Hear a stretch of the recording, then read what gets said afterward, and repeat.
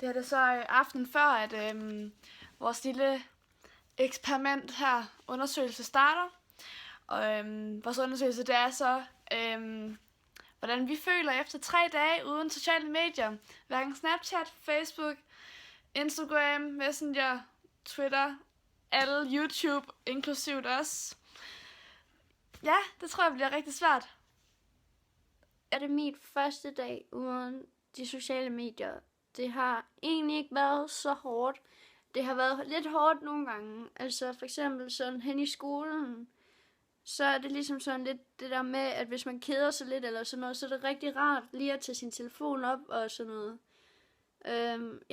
Og der er også en anden ting, som har været rigtig hårdt for mig, at det er, at jeg skal vide, at jeg mister min Snapstreak, og det lyder måske ikke sådan rigtig så slemt, men altså mine Snapstreaks, det betyder ret meget for mig, på grund af, at jeg har for eksempel Snapstreaks med folk fra Sjælland og fra Odense og sådan noget, hvor jeg ikke bare lige sådan kan komme i kontakt med dem dagen efter i skolen eller sådan noget, og altså det der med, at man kan have noget sådan sammen, og man bare ved, at man mister det, det er ret hårdt, synes jeg. Altså det der med at vide, at man er lidt uden for det, som man plejer at være, hvis man forstår, hvad jeg mener.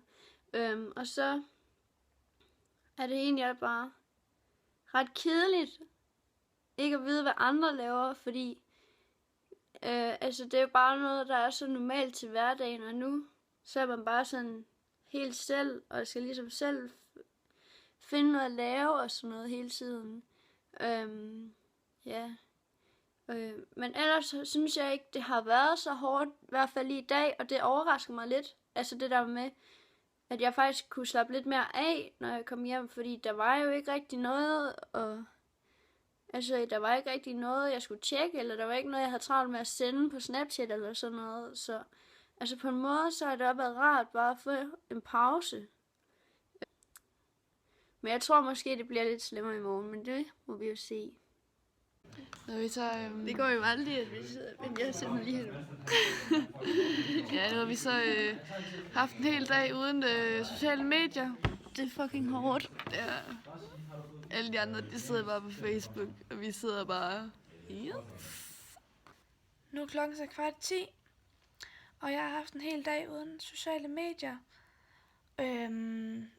Det har været udfordrende at sidde i skolen, mens alle de andre, de sad på Facebook, og man var sådan lidt... Yes, det giver ikke. Men det er også meget sjovt egentlig. Altså, min telefon har sådan haft virkelig meget strøm hele dagen, og det har været virkelig nyt. Den plejer så ikke at have så meget strøm, når jeg kommer hjem fra skole. Her til aften, der har jeg siddet sammen med min mor nede i stuen og læst. Så det har været rigtig hyggeligt. Og faktisk bare have lavet være med at bruge mine sociale medier, og så bare læse i stedet for. Ja, det var rigtig hyggeligt. Nu er det så morgen, og jeg vågnede, og jeg normalt kigger på min telefon, for at se, at jeg får nogle snaps. Og der var bare ikke nogen. Og det er helt mærkeligt. Jeg føler allerede en trang til at gå ind på mine sociale medier. Nu er det så anden dag i vores lille undersøgelse om, hvordan det er ikke at have sociale medier i 3 dage. Og det går meget godt indtil videre. Jeg har ikke været på dem. Jeg har næsten ikke tænkt på dem, faktisk. Det havde været ret rart ikke at have dem indtil videre. Okay, nu er vi henne i skolen, og det er så lidt hårdt ikke at bruge sine sociale medier, fordi jeg har bare virkelig meget lyst til at gå ind og tjekke min Snapchat og sådan noget, fordi jeg keder mig virkelig meget her i frikvarteret. Jeg står altså her og venter på min bus, og normalt så bruger jeg mine sociale medier rigtig meget, når jeg står her, fordi det er rigtig kedeligt. Men det har jeg ikke. Og når jeg står her, så plejer jeg at have sådan 16% på min telefon. Og nu har jeg 75, så ved at bruge mine sociale medier, har jeg faktisk bare en del strøm også med min telefon. Nu er det anden dag i eksperimentet. Det har både været svært ikke at kunne komme i kontakt med altså mine venner i fritiden, på grund af, det er bare sådan noget, altså for eksempel hvis jeg lige ser et eller andet, jeg virkelig godt vil fortælle, så er der ikke rigtig nogen steder, jeg kan fortælle det på henne. Det er sådan lidt hårdt, og det er også ret, altså man kan jo ikke rigtig komme i kontakt med nogen, hvis man ikke har de sociale medier. Det har forresten også været ret hårdt, at hen i skolen, så har min lærer, han har været syg. Og så har han skrevet lektionen ind på Facebook. Og på Facebook, så kan mig og Olivia jo ikke gå ind og tjekke det, fordi vi ikke måtte bruge de sociale medier. Og så tænker jeg bare på, at det er faktisk ret svært ikke at bruge de sociale medier i dag, fordi der er så mange ting, og altså sådan noget, der sker på nettet, som man bliver nødt til at se, og sådan noget, som man er næsten sådan tvunget til at have de sociale medier. Og så er der egentlig heller ikke rigtig noget at lave, når man er hjemme, så overvejer jeg faktisk at gå i seng nu, og klokken den er sådan kun 8. Men altså, jeg ved heller ikke helt, hvad jeg skulle lave, hvis jeg ikke bare gik i seng. Så altså, noget af det, som overrasker mig meget, det er, at man har ligesom så meget tid, hvor man før følte sig så stresset og sådan noget, når man kom hjem. Nu, så har man bare altså sådan, så meget tid, og faktisk ekstra tid til at lave lektier og sådan noget. Så det er jo på en måde sådan lidt noget, som jeg bliver overrasket over, at hvis jeg bare sådan stopper med at bruge lidt de sociale medier, så har jeg så meget mere tid til at lave lektier og sådan noget. Nu er det sådan lidt senere på aftenen, og jeg har egentlig bare lige sat mig til at se en film, på grund af, at det synes jeg sådan lige kunne være lidt hyggeligt, fordi nu har jeg egentlig bare tid til bare at se en film og bare være helt alene.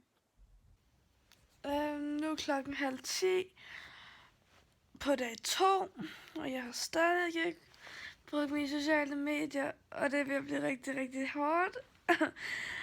Det er sådan, så hører jeg et eller andet, og så har jeg bare lyst til bare at skrive det til en eller anden, og det kan jeg bare ikke. Eller jeg ser et eller andet, som jeg vil snappe til en eller anden, og det kan jeg bare ikke. Så noget, det er rigtig træls. Det er sådan noget, der får mig til at gerne vil gå ind på dem. Men det må jeg ikke. Så jeg har ikke gjort det endnu, og kommer ikke til at gøre det. Men det bliver lidt svært. Okay, i dag så er det min sidste dag her i det her eksperiment. Det har virkelig været spændende at prøve at være væk fra de sociale medier i 3 dage. Det kan godt være, at det ikke lyder som særlig meget, men det har faktisk været ret hårdt at være væk fra alt det, man plejer at gøre.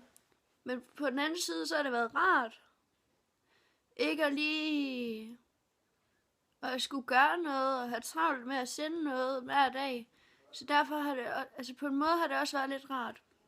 Men jeg glæder mig virkelig meget til at komme ind på de sociale medier nu. Jeg har sådan hele dagen sådan gået sådan lidt og glædet mig, fordi jeg kunne slet ikke vente, så jeg har bare været herhjemme og sådan kedet mig. Og så nu må jeg prøve det, og jeg glæder mig virkelig meget.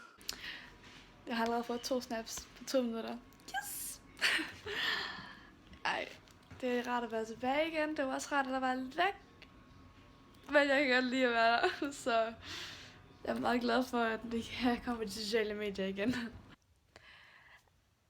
Det var så slut på vores lille vlog, vi har lavet på 3 dage. Og min konklusion er i hvert fald, at jeg synes, det er en god idé at prøve faktisk. Man får ligesom sådan en følelse med, at man faktisk ikke er afhængig af det, men at det sådan set er noget, man selv vælger at være afhængig af. Til sidst så havde jeg faktisk ikke sådan lyst til at gå derind. Men da klokken så blev 7, og jeg så kunne, så skyndte jeg mig derind, og så blev jeg bare helt glad. Fordi så kunne jeg ligesom snakke med mine venner igen. Jeg følte lidt, at jeg sådan ikke kunne snakke med nogen, når jeg var hjemme, fordi jeg ligesom ikke havde noget sted at skrive med dem. Så det er ret rart nu, men det var også ret rart bare at kunne være sammen med min familie, uden nogen telefoner eller noget som helst. Og ja, nu sidder jeg til YouTube, og det har jeg ikke kun i 3 dage. Så det er rart. Ja. Okay. Hvad synes du om, at jeg kan bruge sociale medier i 3 dage? Jeg synes, det har været rart, fordi du har været mere nærværende, og har ikke kigget på din telefon så meget, som du plejer. Så jeg synes, det har været rigtig dejligt. Ja. Nu er det dagen efter, at vores undersøgelse er slut. Og jeg synes faktisk ikke, at jeg er afhængig af den lige nu. Altså mine sociale medier. Det er som om, at fordi jeg har været væk i de 3 dage, så er den der afhængighed som lidt blevet taget væk. Ja, og så er jeg lidt mere til stede, synes jeg selv. Jeg synes ikke, jeg har brugt den så meget, som jeg normalt ville gøre. Så det er en rigtig positiv ting.